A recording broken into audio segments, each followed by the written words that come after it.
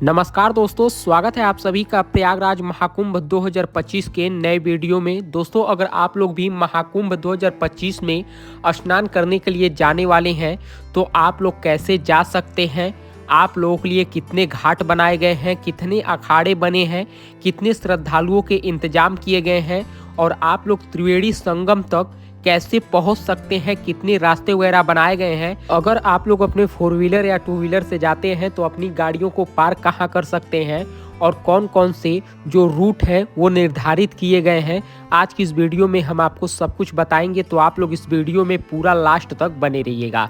दोस्तों, आप सभी को पता है कि ये महाकुंभ का मेला 13 जनवरी से शुरू हो चुका है और ये 26 फरवरी तक चलेगा, यानी 45 दिनों तक। और 45 दिनों में यहाँ पर 45 करोड़ लोगों के आने की आशंका जताई गई है।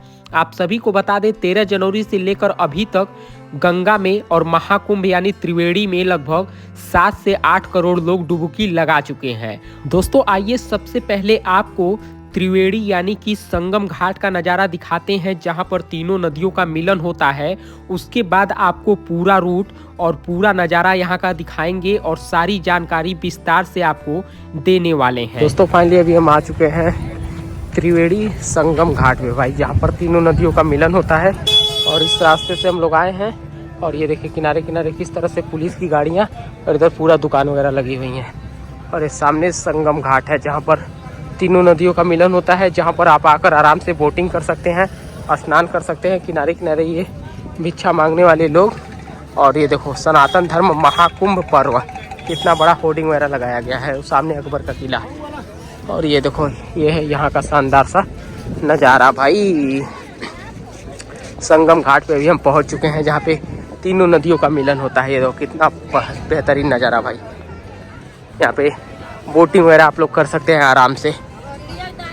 इधर देखो क्या बात है भाई, इधर देखो किस तरह से संगम घाट का नज़ारा है। दोस्तों, महाकुंभ 2025 में जितने लोग भी आ रहे हैं ना, सबसे ज़्यादा लोग इसी जगह पे स्नान कर रहे हैं। ये है नैनी ब्रिज, जिससे होकर अरेल घाट की तरफ जाया जाता है। और ये है अकबर का किला और सामने है त्रिवेणी, जहाँ पर लोग बोटिंग करके बीच में जाके, जहाँ पे तीनों नदियों का मिलन होता है, वहाँ पे स्नान वगैरह करते हैं। देख सकते हैं आप लोग सामने कितनी सारी बोट चलते हुए आपको दिखाई दे रही होगी। और सबसे ज़्यादा भीड़ न इन्हीं जगह पर होती है, क्योंकि ये वही जगह है जहाँ पर समुद्र मंथन होते समय अमृत की एक बूंद गिरी थी। इसी को कहते हैं त्रिवेणी, जहाँ पे गंगा यमुना सरस्वती यानी तीनों नदियों का मिलन होता है।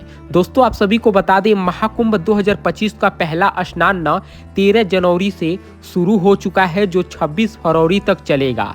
इस दौरान यहाँ पर 40 से 45 करोड़ से ज़्यादा श्रद्धालु त्रिवेणी संगम में डुबकी लगाने के लिए यूपी के प्रयागराज का रुख करने वाले हैं। ट्रेन और प्लेन से प्रयागराज पहुंचना काफ़ी आसान है। हालांकि कई बार टिकट न मिलने या धक्का मुक्की से बचने के लिए लोग सड़क मार्ग का रुख करते हैं। तो आइए जानते हैं सड़क के रास्ते कैसे संगम क्षेत्र तक पहुंचा जा सकता है। दोस्तों, सबसे पहले आपको बता दें अयोध्या प्रतापगढ़ मार्ग के बारे में। अयोध्या और प्रतापगढ़ के रास्ते प्रयागराज आने वाले लोग फाफा मऊ होकर आ सकते हैं। इस रास्ते से आने वाले श्रद्धालु 6 लेन ब्रिज से होते हुए बेला कछार पार्किंग तक पहुंचेंगे, जहां से पीपा पुल पार करके स्नान घाट तक पहुंचा जा सकेगा। वहीं पर दूसरा नंबर आता है कानपुर लखनऊ मार्ग। कानपुर और लखनऊ के रास्ते प्रयागराज आने वाले श्रद्धालु 6 लेन के पुल और हरहर चौराहा होते हुए बेला कछार पहुंचेंगे। यहां से पांटून पुल पार करके संगम क्षेत्र में स्नान किया जा सकेगा। तीसरा रूट है मिर्जापुर मार्ग। मिर्जापुर से आने वाले श्रद्धालु मिर्जापुर रोड पर स्थित रज्जू भैया विश्वविद्यालय से दाएं मुड़ेंगे। यहां सरस्वती हाईटेक मार्ग पर बनी पश्चिमी पार्किंग में गाड़ियां पार्क होंगी, जिसके बाद श्रद्धालुओं को पैदल चलकर अरेल घाट तक जाना होगा। कौशाम्बी से आने वाले श्रद्धालु जीटी रोड की नेहरू पार्किंग और एयरफोर्स मैदान की पार्किंग में गाड़ी पार्क कर सकते हैं। यहाँ शटल बस की सुविधा मौजूद रहेगी। बस से बालसन चौराहा आने के बाद काली मार्ग रैंप होकर संगम क्षेत्र में प्रवेश किया जा सकेगा। इतना ही नहीं, जो पांचवा है बांदा चित्रकूट मार्केट। बांदा और चित्रकूट की तरफ से प्रयागराज आने वाले श्रद्धालु मामा भांजा तिराहे से दाएं मुड़कर एफसीआई रोड पर स्थित चाका ग्राम गंगानगर पार्किंग तक जाएंगे। यहां गाड़ी पार्क करने के बाद पैदल चलकर मल्हरा नैनी होते हुए अरेल घाट पर पहुंचा जा सकेगा। और छठा रूट है वाराणसी मार्ग। जो लोग भी वाराणसी से प्रयागराज आने वाले श्रद्धालु हैं वो हनुमानगंज से होकर हंडिया प्रयागराज तक जाएंगे। रिंग रोड के पास बनी जनपदीय कान्हा मोटर्स पार्किंग में गाड़ी पार्क होगी। फिर शटल बस से अंदवा चौराहे पर जाएं। यहां से पैदल ओल्ड जीटी रोड से होते हुए सेक्टर 16 स्थित घाट पर स्नान कर सकते हैं। दोस्तों, प्रशासन ने महाकुंभ मेले के सुचारू संचालन के लिए विस्तृत व्यवस्था की है और मेला क्षेत्र के साथ साथ प्रयागराज शहर और आसपास के स्थानों पर अभूतपूर्व सुरक्षा व्यवस्था की गई है। भारत की सनातन संस्कृति, अध्यात्म और आस्था का प्रतीक महाकुंभ मेला शुरू हो चुका है। संगम नगरी प्रयागराज में ये मेला बहुत ही धूमधाम से मनाया जा रहा है। जितने भी लोग कुंभ मेला में पहले से आते हैं वो इसी तरह से बाड़ा या तंबू में अपना स्थान लेते हैं और ये अलग अलग पंडा बाबाओं का होता है जैसे उनका शिविर होता है। आइए अब आपको बताते हैं महाकुंभ 2025 के 25 सबसे बड़े फैक्ट्स और ये भी बताएंगे कि यहाँ पर कितने घाट बने हैं, कितने अखाड़े बने हैं, कितने श्रद्धालुओं के लिए इंतजाम किए गए हैं और ये मेला किस तरह से यहाँ पर तैयार किया गया है। महाकुंभ में आए सभी अखाड़े आज से संगम तट पर कल्पवास करना शुरू कर दिए हैं। नियमानुसार सबसे पहले जूना अखाड़ा शाही स्नान किया है। इसके बाद एक एक करके सभी अखाड़े त्रिवेणी संगम में आस्था की डुबकी लगाए हैं। प्रशासन ने महाकुंभ मेले के सुचारू संचालन के लिए विस्तृत व्यवस्था की है और मेला क्षेत्र के साथ साथ प्रयागराज शहर और आसपास के स्थानों पर अभूतपूर्व सुरक्षा व्यवस्था की गई है। आप सभी को बता दें, महाकुंभ मेला हर 12 साल में एक बार होता है। महाकुंभ में दुनिया भर के संत, साधु व भक्त आस्था की डुबकी लगाते हैं। इस धार्मिक आयोजन में शाही स्नान का विशेष महत्व होता है जिसे अमृत स्नान भी कहा जाता है। ऐसा माना जाता है कि शाही स्नान के दौरान पवित्र नदियों में डुबकी लगाने से पापों का प्रायश्चित होता है और पुण्य की प्राप्ति होती है। अमृत स्नान लोगों को आध्यात्मिकता के करीब लाता है और ये जो स्नान है ना, ये महाकुंभ का स्नान 144 साल बाद लग रहा है। आप सभी को बता दें, प्रयागराज का महाकुंभ मेला ना करीब 4000 हेक्टेयर भूमि पर फैला है और इसे 25 सेक्टरों में बांटा गया है। उत्तर प्रदेश शासन ने महाकुंभ मेला परिक्षेत्र को राज्य का 76वां जिला घोषित किया है। इस साल का महाकुंभ बेहद शुभ माना जा रहा है क्योंकि ज्योतिषियों के मुताबिक 144 साल बाद ग्रहों का दुर्लभ संयोग बन रहा है। इस दिन सूर्य, चंद्रमा, शनि और बृहस्पति ग्रहों की शुभ स्थिति बन रही है। बताया जा रहा है कि ऐसा दुर्लभ खगोलीय संयोग समुद्र मंथन के दौरान बना था। महाकुंभ के लिए प्रशासन ने संगम तट पर 41 घाट तैयार किए हैं।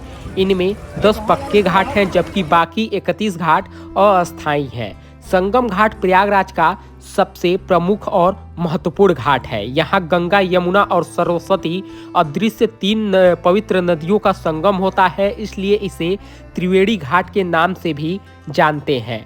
महाकुंभ में अखाड़े आकर्षण का प्रमुख केंद्र होते हैं। अखाड़ों की शुरुआत आदि शंकराचार्य ने की थी। कहा जाता है कि उन्होंने सनातन की रक्षा के लिए शस्त्र विद्या में निपुण साधुओं के संगठन बनाए थे। अभी कुल 13 अखाड़े हैं जिन्हें 3 श्रेणियों शैव, वैष्णव और उदासीन में बांटा गया है। शैव संप्रदाय के कुल 7 अखाड़े हैं। इनके अनुयायी भगवान शिव की पूजा करते हैं। वैष्णव संप्रदाय के 3 अखाड़े हैं। इनके अनुयायी भगवान विष्णु और उनके अवतारों की पूजा करते हैं। उदासीन संप्रदाय के 3 अखाड़े हैं। इनमें अनुयायी ओम की पूजा करते हैं। ओम अनंत शक्ति का प्रतीक है। इस बार महाकुंभ में 45 करोड़ श्रद्धालुओं के आने की उम्मीद है। न सिर्फ पूरे देश बल्कि दुनिया भर से आने वाले श्रद्धालु संगम में डुबकी लगाएंगे। महाकुंभ मेले में साधु संतों, नागा बाबाओं के अलग अलग रंग और रूप देखने को मिल रहे हैं। कोई पेशवाई में अपने अनूठे कर्तव्य से अभिभूत कर रहा है तो कोई अपने अनूठे संकल्पों, प्राणों और हठ योग के कारण चर्चा में है। महाकुंभ 2025 में पहला शाही स्नान मकर संक्रांति के अवसर पर हुआ है। इस दिन अनुमानित 7 करोड़ श्रद्धालुओं के त्रिवेणी संगम में पवित्र डुबकी लगाने की उम्मीद की गई है। महाकुंभ में शाही स्नान की अन्य तिथियां 29 जनवरी को मौनी अमावस्या, 3 फरवरी को बसंत पंचमी, 12 फरवरी को माघी पूर्णिमा और 26 फरवरी को महाशिवरात्रि है। महाशिवरात्रि के दिन शाही स्नान के साथ ही महाकुंभ का समापन होगा। किसी विपरीत परिस्थिति में साधु संतों और श्रद्धालुओं को त्वरित चिकित्सा सुविधा प्रदान करने के लिए प्रत्येक सेक्टरों में एक सेंट्रल हॉस्पिटल के अलावा 20 बिस्तरों वाला एक अस्पताल भी बनाया गया है। स्नान के दौरान किसी भी आपात स्थिति से निपटने के लिए सभी घाटों पर 300 से अधिक गोताखोरों को तैनात किया गया है। कई वाटर एम्बुलेंस भी तैनात की गई है। महाकुंभ में एनएसजी कमांडो और यूपी पुलिस के जवानों की तैनाती के साथ 7 स्तरीय सुरक्षा व्यवस्था भी की गई है। महाकुंभ मेले में भीड़ के प्रभावी प्रबंधन और निगरानी के लिए एआई संचालित कैमरे, ड्रोन और एंटी ड्रोन सिस्टम लगाए गए हैं। महाकुंभ में संदिग्ध लोगों पर नजर रखने के लिए स्पाटरों के अलावा सिविल पुलिस के 15,000 जवानों को तैनात किया गया है। मेला क्षेत्र के एंट्री पॉइंट्स की निगरानी और नियंत्रण के लिए 7 प्रमुख मार्गों पर 102 चौकियां स्थापित की गई हैं। संगम और उसके आसपास के जल मार्गों की सुरक्षा सुनिश्चित करने और निगरानी के लिए 113 ड्रोन तैनात किए गए हैं। मुख्यमंत्री योगी आदित्यनाथ और राज्य के अधिकारियों का अनुमान है कि महाकुंभ 2025 सरकारी राजस्व में 2500 करोड़ रुपए का योगदान दे सकता है। इसके परिणाम स्वरूप 2 ट्रिलियन रुपए का आर्थिक लाभ हो सकता है। इस आयोजन से स्थानीय स्वयं सहायता समूहों, कारीगरों, होटल व्यवसायियों, होम स्टे मालिकों, रेस्तरां संचालकों और खाद्य विक्रेताओं को लाभ होने की उम्मीद है। डाबर मदर डेयरी और आईटीसी जैसे प्रमुख ब्रांडों द्वारा 3000 करोड़ रुपए खर्च करने का अनुमान भी है। इतना ही नहीं, उत्तर प्रदेश सरकार के एक मंत्री ने भी कहा है कि तीर्थयात्रियों को उनके स्थान की पहचान करने और बिजली के मुद्दों से संबंधित शिकायत दर्ज कराने में सहायता के लिए 25 सेक्टरों में फैले महाकुंभ मेला क्षेत्र में बिजली के खंभों पर 50,000 से अधिक QR कोड लगाए गए हैं। उत्तर प्रदेश के शहरी विकास और ऊर्जा मंत्री AK शर्मा ने कहा है कि बिजली के खंभों पर 50,000 से अधिक QR कोड लगाए गए हैं, जिसमें श्रद्धालुओं के लिए मेला क्षेत्र के भीतर अपना लोकेशन निर्धारित करना आसान हो जाएगा। केंद्रीय संस्कृति एवं पर्यटन मंत्री गजेंद्र सिंह शेखावत ने कहा है कि महाकुंभ में 15 लाख से अधिक विदेशी पर्यटकों के आने की उम्मीद है। उन्होंने कहा है कि पर्यटन मंत्रालय ने विदेशी मेहमानों को ध्यान में रखते हुए आयुर्वेद, योग और पंचकर्म जैसी सुविधाएं प्रदान करने वाला एक टेंट सिटी स्थापित किया है। महाकुंभ के सेक्टर 7 में 10 एकड़ में कालाग्राम बनाया गया है, जहां भारतीय सांस्कृतिक विरासत को प्रदर्शित किया जाएगा। महाकुंभ जिला प्रशासन ने मेला क्षेत्र में कुल छोटी और बड़ी 102 पार्किंग्स बनाई है। इनमें 70% पार्किंग स्नान घाट से 5 किलोमीटर के दायरे में है। बाकी 30% पार्किंग्स 5 से लेकर 10 किलोमीटर के दायरे में है। 24 सैटेलाइट पार्किंग्स है। इनमें से 18 मेला क्षेत्र में और 6 प्रयागराज शहर में बनाई गई है।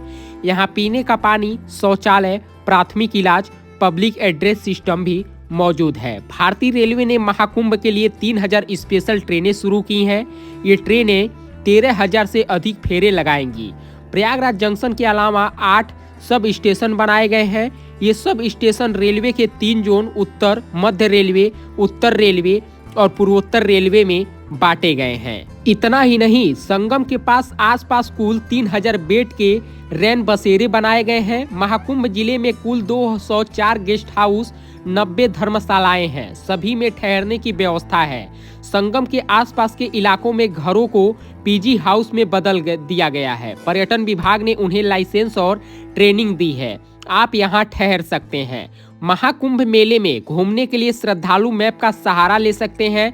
इस बार गूगल मैप ने मेले के लिए अलग व्यवस्था की है। मेला क्षेत्र के लिए सभी पुलों, आश्रमों, अखाड़ों, सड़कों, सब कुछ को दिखाया गया है। गूगल प्ले स्टोर पर महाकुंभ 2025 का ऑफिशियल ऐप महाकुंभ मेला 2025 के नाम से उपलब्ध है। इस ऐप में महाकुंभ से जुड़ी सारी जानकारियां तो है ही, साथ ही मेले का पूरा मैप भी उसमें दर्शाया गया है। इसमें घाटों या मंदिरों की लोकेशन के साथ शहर के जो प्रमुख स्थल हैं उनको भी दर्शाया गया है। इसके अलावा इसमें सभी मार्गों के साइन बोर्ड और डिजिटल का नेविगेशन का इंतजाम भी किया गया है। अगर किसी श्रद्धालु को पूरे महाकुंभ मेले का एरियल व्यू देखना है तो वह सिर्फ 1296 रुपए का भुगतान करके हेलीकॉप्टर की सवारी कर सकता है। पहले ये किराया 3000 रुपए था, लेकिन सरकार ने इसे कम कर दिया है।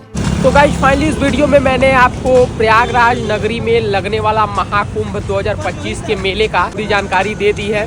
तो आप लोग आ सकते हैं महाकुंभ में, तो वीडियो देख लीजिएगा। फिलहाल इस वीडियो में बस इतना ही। जल्दी मिलते हैं नई वीडियो में नए ब्लॉग के साथ। तब तक के लिए धन्यवाद। जय हिंद, जय भारत।